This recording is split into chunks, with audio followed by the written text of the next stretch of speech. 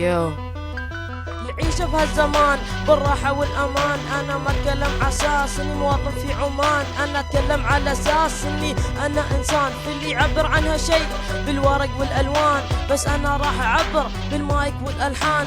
ارسم طموحاتك، حدد أحلامك، خليها أمامك وما حد بيوقف أمالك. اظهر نفسك يلا ابرز قدراتك. خلي كل اللي يشوفك يعرف كيف يحسب حسابك. استفيد من التجارب، فيد الغير من تجاربك. لا تبخل على الغير، خلي في قلبك خير لأي شخص انت لك عليه اي تأثير.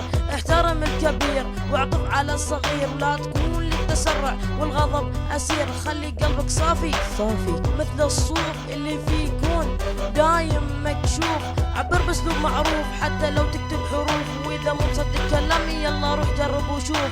لا تنتظر اي معلم، علم نفسك بنفسك قبل ما تصير مسيرتك للحظة. علمي حق وخلي اي شيء انت تريده في لحظة يكون لك، لان اي شيء توصل له بيكون بفضلك.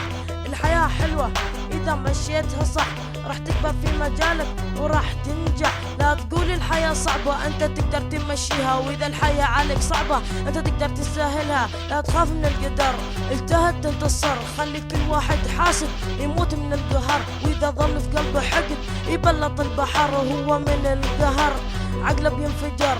ركز معاي بس انت ما مغصوب، اجعل تركيزك عطموحك المرغوب. ركز عطموحك، سجل نفسك الدروب. ترى كل اللي تسويه في رصيدك محسوب، واللي فات مات ورا ظهرك منكوب. لكن كل انجاز يتم مع اسمك مسحوب. هذا معنى كلامي اللي قلته قبل شوي، انك تحقق حلمك في هذه الحياة، ولا تسمح انه يوقفك عن هدفك اي شيء. الكلام اللي قلته هذا هو معناه. الحين ابغيك تركز في الكلام اللي قلته لك. انا قلت هالكلام عشان يفيدك، وانا الحين خلصت وسلام مني لك.